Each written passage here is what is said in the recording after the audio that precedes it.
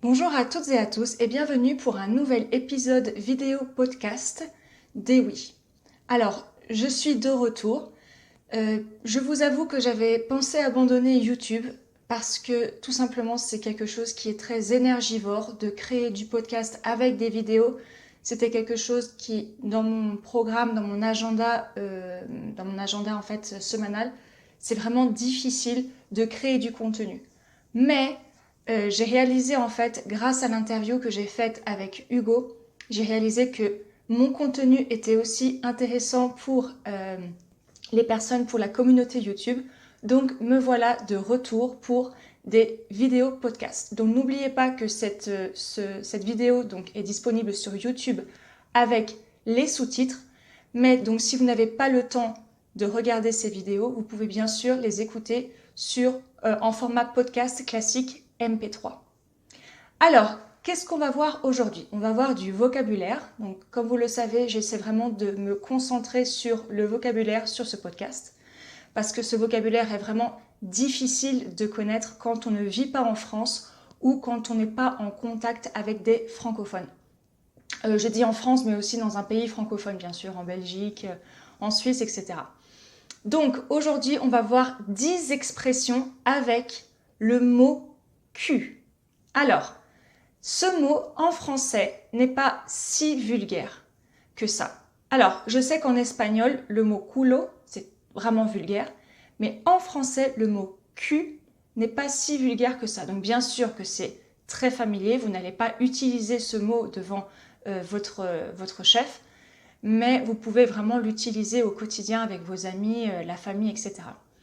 Donc, attention déjà à la prononciation de ce mot. J'entends beaucoup d'apprenants de français qui, bien sûr, vont prononcer le mot Q comme...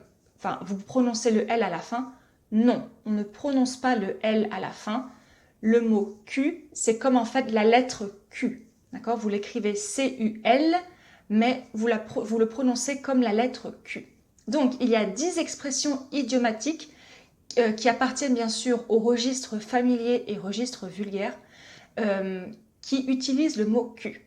Alors, quelle est la première expression? La première expression qu'on utilise, c'est être moche comme un cul. Alors, être moche comme un cul, ça signifie donc une personne qui est vraiment pas jolie.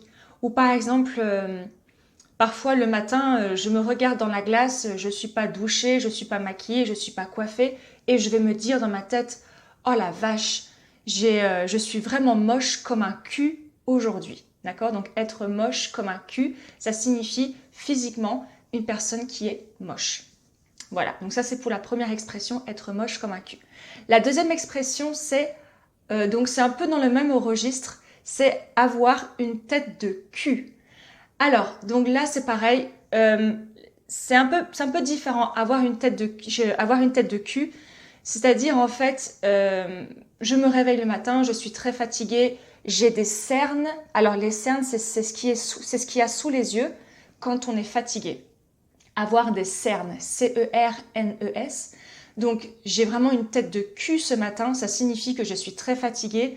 On va dire aussi, je ressemble à rien. Ah, ce matin, je ressemble vraiment à rien, j'ai une tête de cul. C'est-à-dire, ça me fait rire quand je le dis, parce que je le dis vraiment avec toute l'intention possible, parce que je m'imagine vraiment avec ma tête de cul du matin. Euh, donc c'est ça, avoir une tête de cul, c'est je ressemble à rien parce que je suis pas maquillée, je suis pas coiffée.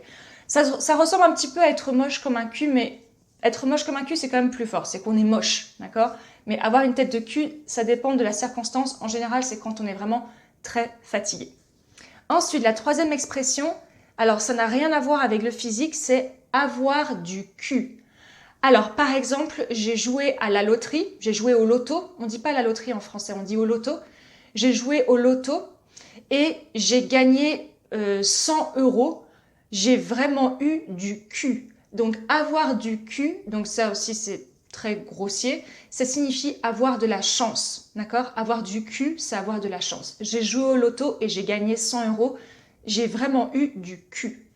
Une expression moins vulgaire, familière aussi, ça signifie la même chose, c'est avoir du pot. Ah, j'ai eu du pot, ça signifie que j'ai eu beaucoup de chance, d'accord? Donc si vous ne voulez pas dire j'ai eu du cul, vous allez dire j'ai eu du pot, d'accord? Donc ça aussi c'est une expression familière, mais pas vulgaire ni grossière.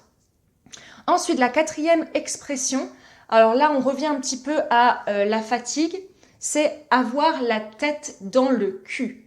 Alors ça, on l'utilise souvent quand par exemple, quand la veille, on a fait la fête et qu'on a bu un peu trop d'alcool et qu'on se réveille le matin, on est super fatigué, on n'est pas bien réveillé, on a besoin de boire 10 tasses de café pour pouvoir être concentré ou pour pouvoir faire nos activités de la journée.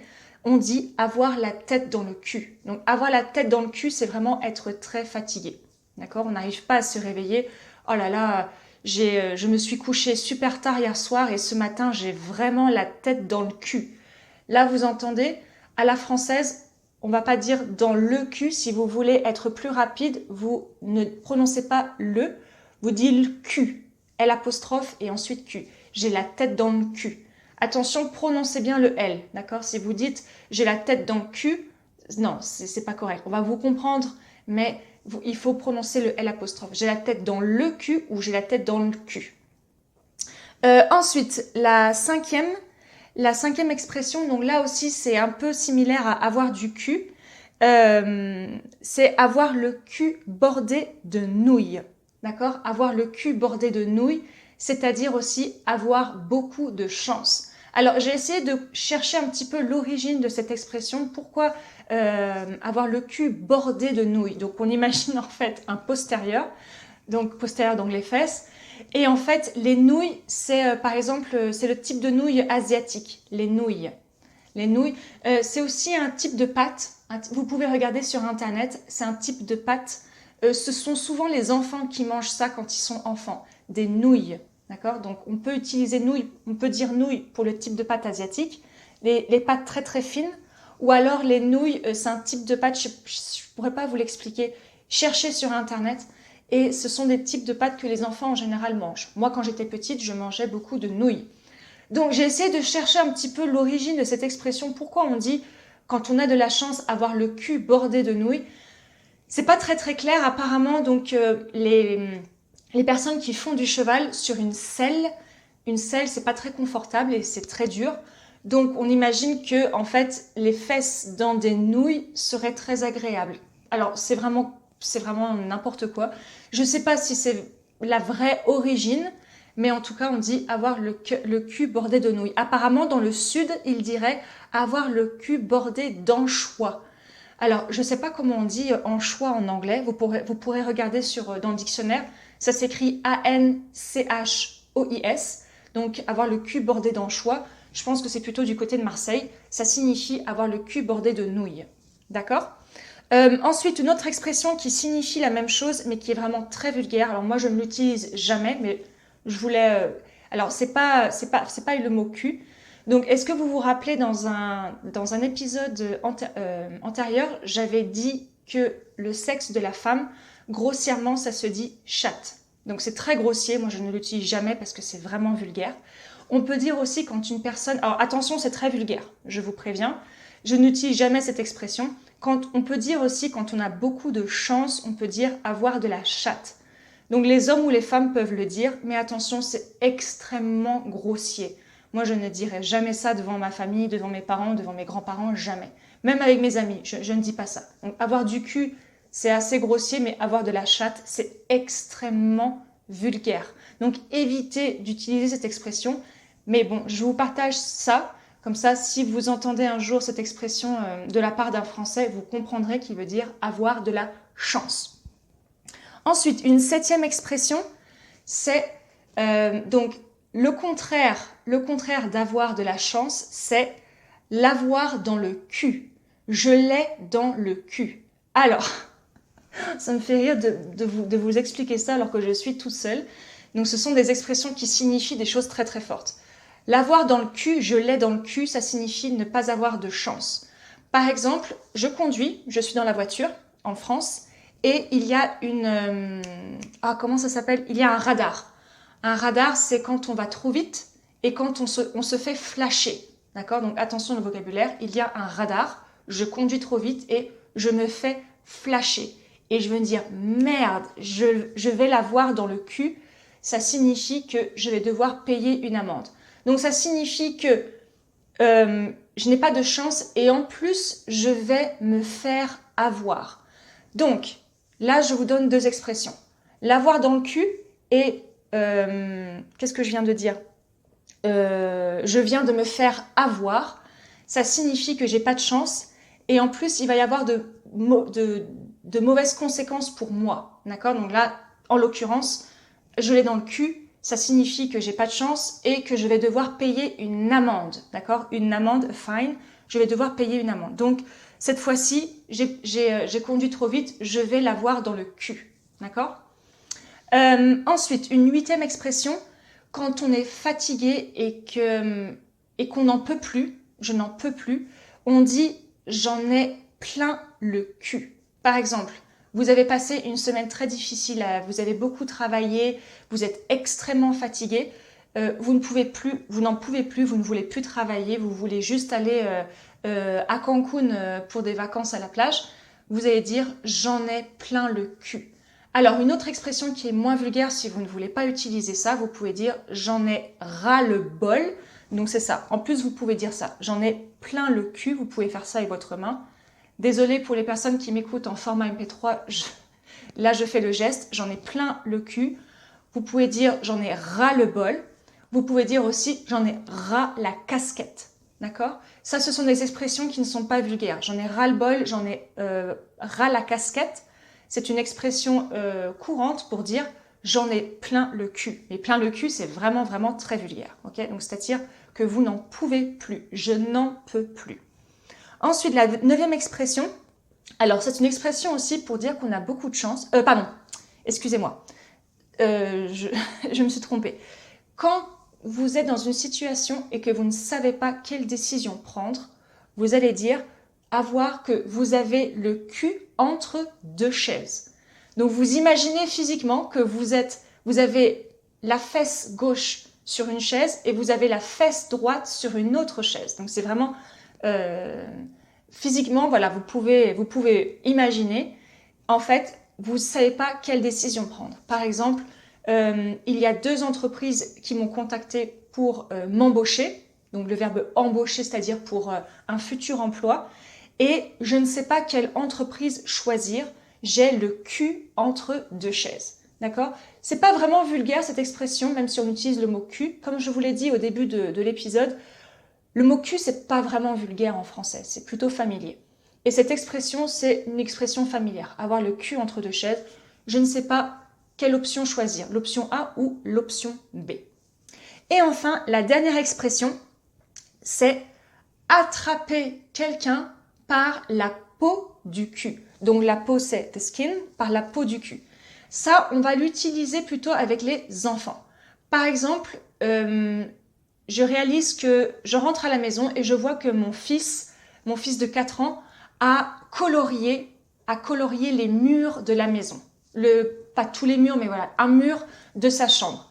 Je suis très en colère et je vais le punir.